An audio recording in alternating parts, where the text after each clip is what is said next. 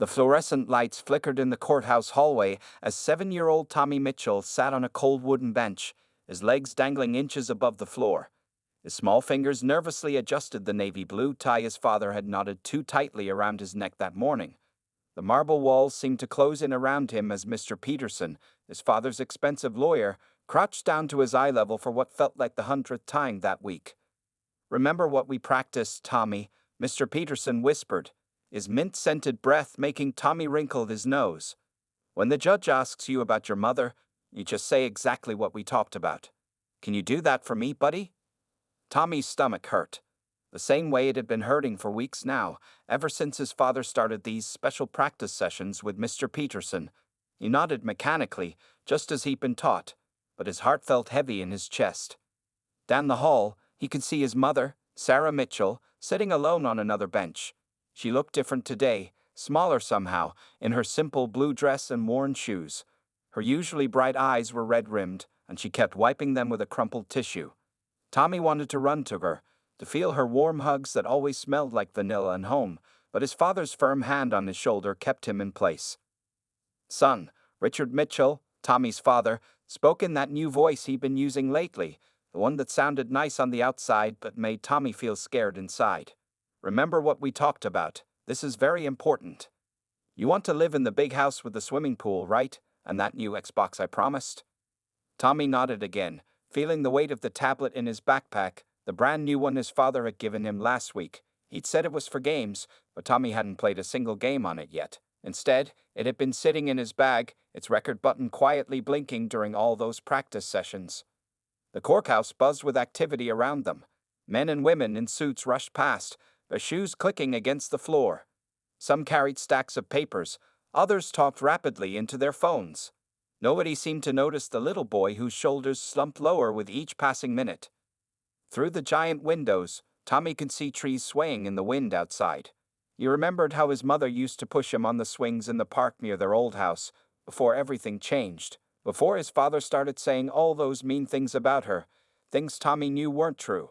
His mother never forgot to feed him like his father claimed. She never left him alone at night. The evidence his father and Mr. Peterson had been teaching him to recite felt like stones in his mouth, heavy and wrong. A court officer appeared at the end of the hallway. "Mitchell custody hearing. Judge Peters' courtroom." She called out, her voice echoing off the walls. Mr. Peterson straightened his tie and gathered his papers. Richard Mitchell adjusted his expensive suit and put on what Tommy had started calling his court smile. It was the same smile he used when telling Tommy that sometimes people had to say things that weren't exactly true to fix situations. As they walked toward the courtroom, Tommy glanced back at his mother. She had stood up, smoothing her dress with trembling hands. Their eyes met briefly, and she gave him a small, sad smile, the kind that made his chest hurt even more. Judge Harrison Peters' courtroom loomed before them, its heavy wooden doors looking like the entrance to a dragon's cave in Tommy's imagination. But unlike the fairy tales his mother used to read him, Tommy wasn't sure who the real dragon was anymore. The bailiff opened the doors, and the sound seemed to echo through Tommy's entire body. As they filed into the courtroom, Tommy's hand slipped into his backpack, pressing the tablet's record button one more time, just like he'd been doing every time his father and Mr. Peterson had their talks with him. Tommy might have been only 7, but he understood more than the adults realized. He knew about right and wrong, about truth and lies. And as he walked into that courtroom, his small heart pounding against his ribs, he also knew that sometimes the biggest truths came from the smallest witnesses. The judge's gavel sounded like thunder in the quiet room, and Tommy Mitchell's story was about to take an unexpected turn that would change everything. Sarah Mitchell sat in the courtroom, her hands clasped tightly in her lap to stop them from shaking. The wooden bench felt hard and unforgiving beneath her, much like the stares she received from her ex-husband's side of the room. Through her tears, she watched as Richard paraded their son into the courtroom like a prized exhibit. The past 3 months had been a nightmare she couldn't wake up from. First came the surprise custody filing, then the allegations of neglect, all crafted so carefully that they seemed believable on paper. Richard had always been good at that, making lies sound like truth. It was one of the reasons she'd left him 2 years ago, taking Tommy with her to start a new life. Judge Harrison Peters shuffled through the papers on his bench, his reading glasses perched low on his nose. Sarah had heard about him, known for being tough but fair. Today, however, his reputation offered little comfort as she watched Richard's lawyer, Mr. Peterson, arrange his expensive leather briefcase with practiced precision. "Your Honor," Mr. Peterson began, his voice smooth as oil, "we have documented evidence of Mrs. Mitchell's consistent pattern of negligent behavior toward the minor child." He produced a thick folder of what Sarah knew were fabricated incidents, twisted versions of normal everyday events. Sarah's lawyer, Ms. Thompson, whom she could barely afford, placed a reassuring hand on her arm. But Sarah could hardly feel it. Her eyes were fixed on Tommy, sitting between Richard and his lawyer. Her little boy looked so small in his new suit, the one Richard had bought specifically for court, probably from that expensive children's boutique he always bragged about. "The child has expressed concerns about his mother's care," Mr. Peterson continued, each word hitting Sarah like a physical blow. "We have testimony from his teachers, neighbors." "Objection, Your Honor," Miss Thompson interrupted. "These supposed witnesses were all contacted by Mr. Mitchell first, and their statements are hearsay at best." Judge Peters nodded thoughtfully. "Sustained. Mr. Peterson, please stick to admissible evidence." Sarah watched Tommy fidget with his tie. She noticed how he kept reaching for his backpack, touching it like it contained some kind of comfort. That was new. He'd never been attached to his backpack before. But then again, so much had changed since Richard had started his campaign to take Tommy away. The air conditioning hummed overhead, its cold breath making Sarah shiver. Or maybe it was the memory of last week, when she'd overheard Tommy talking to his best friend Billy on the phone. "I have to say bad things about Mom," he whispered, not knowing she could hear. "Dad says it's just pretend, like acting in a movie." Her heart had shattered that day, but she'd forced herself to stay quiet. Richard had already accused her of trying to influence Tommy's testimony. One wrong move and she could lose everything. The courtroom reporter's fingers clicked steadily on her stenotype machine, recording every word of the proceedings. Sarah wondered if it could also record the sound of a mother's heart breaking, or the weight of injustice pressing down on an innocent child's shoulders. Through the tall courthouse windows, clouds gathered, darkening the sky. Sarah remembered all the rainy days she'd spent with Tommy, making pillow forts and reading stories. Now Richard claimed those days were evidence of her keeping the child isolated from proper social interaction. Mr. Peterson approached the bench with another stack of papers. "Your Honor, we'd like to call Thomas Mitchell to the stand." Sarah's breath caught in her throat. This was it, the moment Richard had been preparing for. She could see the slight smile playing at the corners of his mouth, the confident tilt of his head. He thought he had won. But then something strange happened. As the bailiff approached to escort Tommy to the witness stand, Sarah saw her son's hand move deliberately to his backpack one last time. There was a purpose in that movement that she couldn't quite understand, but it made her sit up straighter. Tommy's eyes met hers briefly as he walked past. In that moment, she saw something she hadn't expected. Not fear, not sadness, but a fierce determination that reminded her so much of herself at his age. The bailiff helped Tommy into the witness chair, adjusting the microphone to his height. Thunder rumbled outside as Judge Peters leaned forward, ready to begin questioning the young witness who held not just his mother's fate, but an unexpected truth in his small hands. Judge Harrison Peters looked down at the small boy in the witness chair, adjusting his glasses as he studied Tommy's nervous face. The courtroom felt heavy with tension as everyone waited for the questioning to begin. Tommy's feet, dangling well above the floor, swung back and forth in small, anxious movements. "Now, Thomas," Judge Peters began, using his gentlest voice, "do you understand the difference between telling the truth and telling a lie?" The judge had handled hundreds of cases involving children, but something about this one felt different. Perhaps it was the way the boy kept glancing at his backpack, or how his father seemed almost too eager at the prospect of his son's testimony. Tommy nodded solemnly. "Yes, sir. My mom always says that lying makes her heart feel sick." He paused, and for a moment, his eyes darted to where Richard sat, now frowning slightly at the mention of his ex-wife's teachings. Mr. Peterson quickly stood up. "Your Honor, if I may begin the questioning." At the judge's nod, he approached Tommy with what he probably thought was a friendly smile, but somehow made him look more like a hungry wolf. "Tommy, buddy," Mr. Peterson began, using that sirupy voice they practiced with, "can you tell the court about what happens when you're at your mother's house?"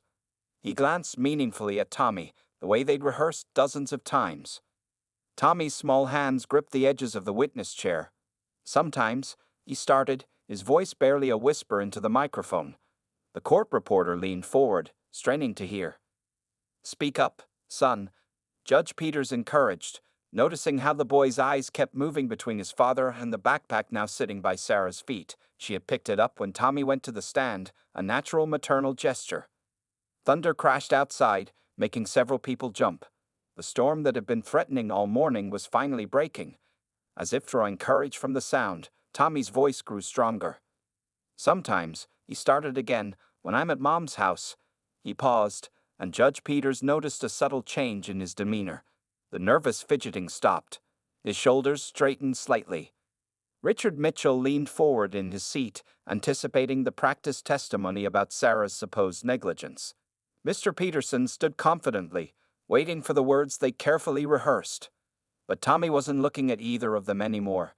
Instead, his eyes fixed on Judge Peters with an intensity that seemed beyond his 7 years. "Sometimes when I'm at Mom's house, we make cookies.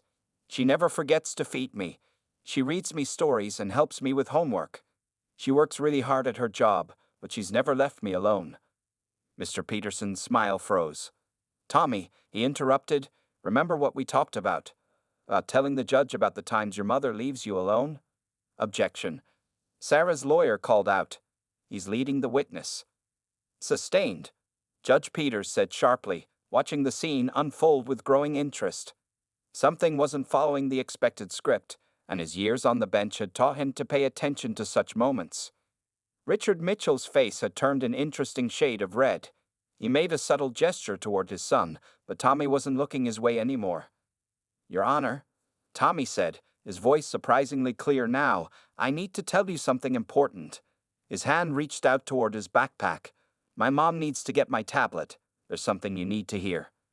The courtroom fell silent except for the rain now beating against the windows. Judge Peters studied the boy's face, seeing not fear now, but determination. "Bailiff," the judge commanded, "please bring the child's backpack to the bench." As the bailiff moved to retrieve the bag, Richard Mitchell suddenly stood up.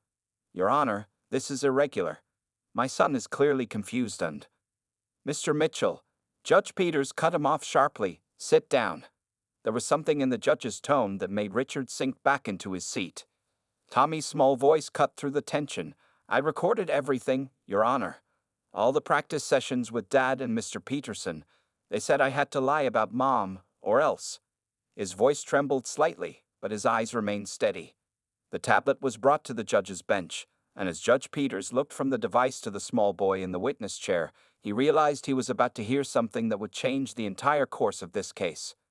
Lightning flashed outside, illuminating Tommy's face as he prepared to reveal the truth that would shock everyone in the courtroom. The tablet screen glowed in Judge Peters' hands as he pressed play on the first recording. The courtroom speakers crackled to life, and Richard Mitchell's voice filled the silent room. "Remember, Tommy, your mother leaves you alone at night. She forgets to feed you. You're scared when you're with her. Just keep practicing those lines, and you'll get that new gaming system we talked about." Mr. Peterson's voice followed. "Good boy, Tommy. The judge will believe you because you're a child. Children don't lie, right?" Nervous laughter accompanied these words. More recordings played, each one more damning than the last. Hours of coaching sessions where Tommy was instructed on exactly what to say, what emotions to show, even when to look sad or scared. The systematic manipulation of a 7-year-old boy unfolded before the stunned courtroom. Sarah Mitchell pressed her hands to her mouth, tears streaming down her face as she listened to what her son had endured. Her lawyer, Ms. Thompson, was already scribbling notes furiously, documenting every damning statement. Richard Mitchell's face had turned ashen. He leaned over to whisper urgently to Mr. Peterson, who looked like he might be sick. The prestigious lawyer's career was unraveling with each new recording that played. "There's more," Tommy said quietly into the microphone. His small voice somehow carried more authority now than his father's ever had. "They didn't know my tablet was recording everything. Dad gave it to me to play games, but I learned how to use the record button from my friend Billy." Judge Peters held up his hand, stopping the playback. The silence that followed felt electric. Outside, the storm continued to rage, but inside the courtroom, A different kind of storm was brewing. "Your Honor," Mr. Peterson started to stand, but Judge Peters silenced him with a look that could have frozen fire. "Mr. Peterson, I strongly advise you to remain silent at this time," the judge said, his voice carrying the weight of 3 decades on the bench. "What I have heard so far constitutes several serious ethical violations, not to mention potential criminal charges."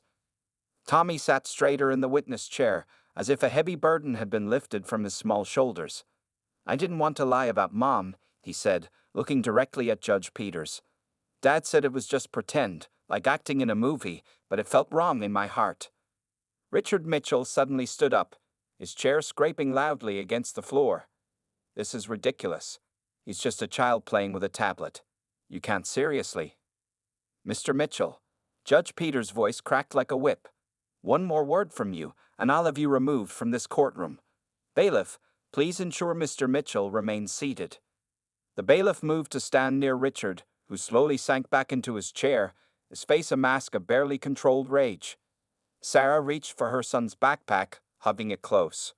All those weeks of wondering what had changed in her little boy, why he had seemed so troubled, now she understood. He hadn't been broken by his father's manipulation. He had been gathering evidence. "Tommy," Judge Peters said gently, "I need you to tell me, in your own words, why you decided to record these conversations." Tommy's eyes met his mother's across the courtroom before he answered. "Because lying is wrong," he said simply. "Mom always says that the truth comes out in the end, like sunshine after rain, and," he paused, gathering his courage, "I love my mom. She's a good mom. Dad and Mr. Peterson wanted me to say bad things about her, but they were all lies." Rain continued to pour outside, but a shaft of sunlight had broken through the clouds, streaming through the high courthouse windows. It fell across Tommy's face, highlighting the tears that now rolled down his cheeks, not tears of fear or sadness, but of relief. Judge Peters removed his glasses, rubbing his eyes for a moment. When he looked up, his decision was already made. But before he could speak, there was one more recording to hear, one that would remove any remaining doubt about who deserved custody of this remarkably brave little boy. The courtroom held its breath as Tommy reached for the tablet one last time, ready to reveal the final piece of evidence that would change everything. The final recording began to play, and this time it was different from the others. The tablet had captured a late-night conversation between Richard Mitchell and Mr. Peterson in what sounded like an office, their voices slightly slurred from what was presumably alcohol. "Once we get custody," Richard's voice rang clearly through the speakers, "we'll send the kid to boarding school. Sarah won't even get visitation after what we planned." The sound of ice cubes clinking in a glass followed his words.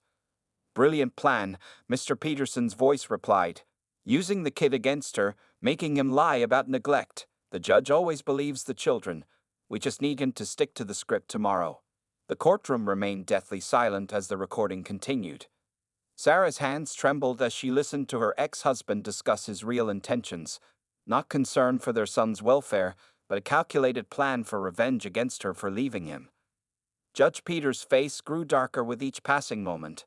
He had seen many custody battles in his career, but the level of manipulation and planned cruelty being revealed was extraordinary.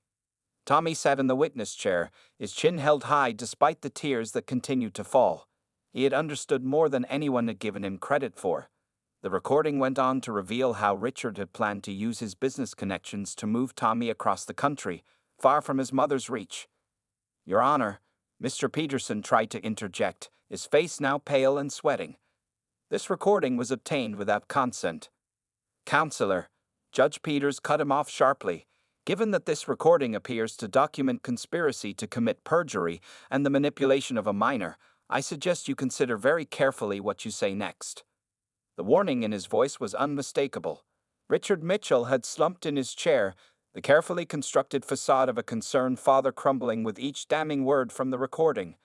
His expensive suit suddenly seemed to hang loosely on him, as if he had physically deflated. The recording continued, revealing more details about the elaborate scheme. They had paid off Tommy's soccer coach to make false statements. They had fabricated evidence of Sarah's supposed negligence. Every detail had been planned, every lie carefully constructed. "I just wanted the truth to come out," Tommy said softly when the recording finally ended. Like in the superhero movies, where the good guys always win in the end. Sarah wiped her eyes, overwhelmed with pride for her son's courage and heartbroken for what he had endured. Her lawyer was already preparing a motion for immediate custody revision. Judge Peters leaned forward in his chair, addressing Tommy directly. "Young man, do you understand what you've done here today?" Tommy nodded solemnly. "I protected my mom from lies. Dad said lying was okay if it helped us win, but Mom always says the truth is more important than winning." The judge smiled slightly, the first smile he'd shown all day. "Your mother is a wise woman, Tommy, and you are a very brave young man." Richard suddenly lunged to his feet. "This is all a trick. He's just a kid playing with technology. You can't possibly." "Bailiff," Judge Peters commanded, his voice cutting through Richard's protests. "Please remove Mr. Mitchell from my courtroom and contact the district attorney's office immediately." As Richard was led away, still protesting, Tommy finally relaxed in the witness chair. The storm outside had begun to calm, much like the storm that had been building inside him for weeks. Judge Peters cleared his throat, preparing to deliver his ruling. But before he could speak, Tommy had one last thing to say. "Your Honor," he said, his voice stronger now, "I have one more recording. This one is just for my mom." He looked at Sarah, his eyes full of love. "I recorded myself every night, telling the truth about how much I love her and how sorry I was for pretending to say bad things.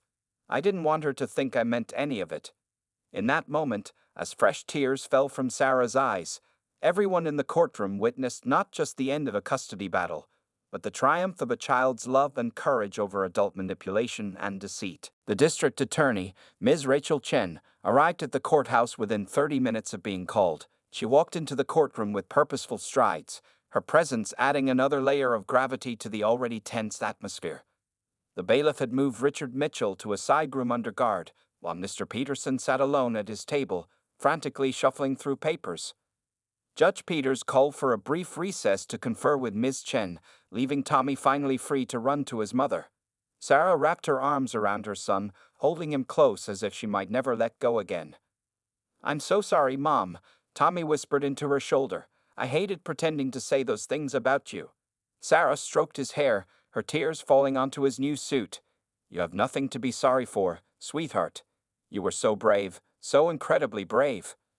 Miss Thompson, Sarah's lawyer, joined them with a gentle smile. "Tommy," she said, kneeling beside them, "what you did was remarkable. You protected your mother in a way none of us adults could." The courtroom doors opened again, and Judge Peters returned with Ms. Chen. The district attorney's face was stern as she reviewed the recordings on the tablet, occasionally making notes in her leather-bound notebook. "Your Honor," Ms. Chen addressed the court, "based on the evidence I've reviewed, we'll be pursuing criminal charges against both Mr. Mitchell and Mr. Peterson for witness tampering, conspiracy to commit perjury, and the exploitation of a minor." Mr. Peterson finally cracked under the pressure. Standing up on shaky legs, he turned to face the judge. "Your Honor, I would like to make a statement. Mr. Mitchell approached me 3 months ago with this plan. He offered to double my usual fee if I would help him." His confession spilled out, each word making Richard Mitchell's position worse. The bailiff brought Richard back into the courtroom. His expensive suit was wrinkled now, his tie loosened, and his face had lost all color as he heard his lawyer turning against him. So it was all about revenge. Judge Peters asked, though it wasn't really a question. "You were willing to traumatize your own son just to punish your ex-wife?" Richard Mitchell's response was cut off by a small voice from the gallery. He said Mom ruined his life by leaving. Tommy said clearly. "He said she had to pay for that. It's all in the recordings from his office when he didn't know I was waiting outside." Ms. Chen's eyebrows shot up. "There are more recordings." Tommy nodded solemnly. "I recorded everything for 3 weeks, even when Dad had his friends over, and they talked about making Mom look bad to all our neighbors." Sarah gasped softly, suddenly understanding why Tommy had insisted on bringing his tablet everywhere, even to their neighbors' houses where Richard's friends had suddenly started acting cold toward her. Judge Peters cleared his throat. "Ms. Chen, I believe you'll want to collect all of this evidence. Mr. Mitchell appears to have orchestrated quite an extensive campaign of harassment." Richard finally broke his silence. "You can't do this. He's my son. I have rights." "Rights?" Judge Peters' voice could have frozen fire. You lost any claim to parental rights the moment you chose to manipulate and exploit your child for revenge. Bailiff, please take Mr. Mitchell into custody." As Richard was led away in handcuffs, Tommy watched with a mixture of sadness and relief on his young face. Sarah held him close, protecting him from the sight of his father's final, angry glares. "Your Honor," Miss Thompson spoke up, "given these developments, we move for immediate sole custody to be granted to my client, with no visitation rights for Mr. Mitchell pending the criminal investigation." Judge Peters nodded. "Granted. We'll schedule a full hearing next week to formalize the arrangement, but effective immediately, Mrs. Mitchell has sole legal and physical custody of Thomas Mitchell." The sound of the judge's gavel echoing through the courtroom seemed to finally break the spell of tension. Outside, the storm had cleared completely, and sunshine streamed through the windows, creating a warm glow around mother and son. Tommy looked up at his mom, a small smile forming on his tired face. "Can we go home now?" Sarah hugged him tighter, her voice thick with emotion. "Yes, sweetheart. We can go home. It's all over now." But as they gathered their belongings, including the tablet that had changed everything, they knew that while one chapter had ended, another was just beginning. One where truth and love had triumphed over manipulation and revenge. 1 week later, Tommy and Sarah Mitchell returned to the courthouse for the final custody hearing. The building felt different this time, less threatening, less cold. Morning sunlight streamed through the tall windows, creating warm patches on the marble floors where Tommy had once sat, terrified and conflicted. Judge Peters had spent the past week reviewing all of Tommy's recordings. The evidence had revealed a conspiracy far larger than anyone had initially suspected. Richard Mitchell's campaign of revenge had involved several prominent community members, all of whom were now under investigation. As they waited outside the courtroom, Tommy held his mother's hand, no longer wearing the uncomfortable suit his father had bought. Instead, he wore his favorite blue sweater, the one his mom had knitted for his last birthday.